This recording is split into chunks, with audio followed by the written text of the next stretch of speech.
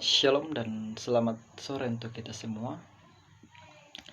Pada kesempatan kali ini saya akan menyelesaikan salah satu tugas dari mata kuliah saya, yaitu mata kuliah gender. Di sini kami disuruh untuk memilih salah satu tokoh Alkitab dan saya memilih Deborah. Ya, langsung saja latar belakang tokoh. Deborah adalah seorang nabi, seperti tertera dalam daftar para hakim Israel menurut hakim-hakim. Markas terbesar dari Deborah terdapat di bawah pohon kurma. Jadi seorang Deborah ini mempunyai markas, yaitu di bawah pohon kurma.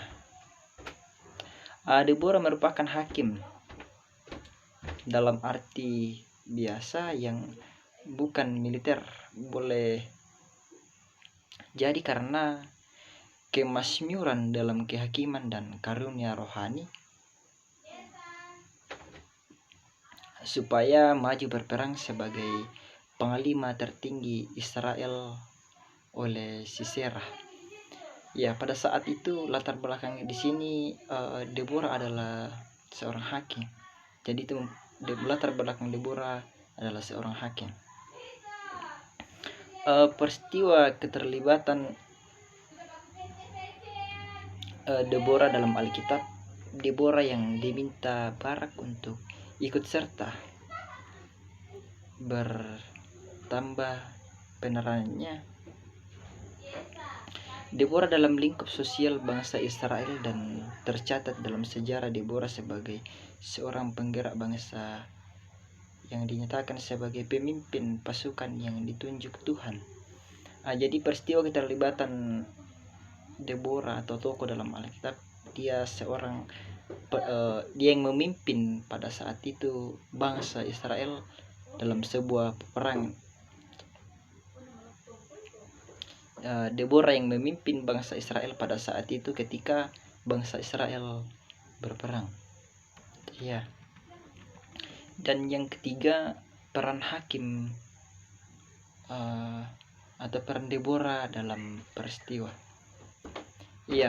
Kisah Deborah tercatat dalam kitab Hakim-Hakim menunjukkan betapa Deborah sangat berpengaruh besar dalam kehidupan bangsa Israel. Deborah merupakan bukti bahwa perempuan diakui perannya dalam kehidupan bangsa patriarki. Jadi peran tokoh dalam peristiwa tokoh ini kita dapat melihat bahwa di sini seorang nabi atau seorang hakim, yaitu Deborah, menjadi pemimpin perang. Dan sebagaimana kita ketahui bahwa dia dipilih langsung oleh Tuhan. Di sini pun poin keempat, apa sumbangsi kehidupan tokoh bagi perspektif gender? Seperti sebagaimana yang saya jelaskan sedikit tadi, dari perspektif gender sendiri kita melihat di dalam budaya patriarki sebagaimana perempuan itu ditindas dan tugas perempuan itu hanya melakukan pekerjaan rumah atau mengurus rumah tangga.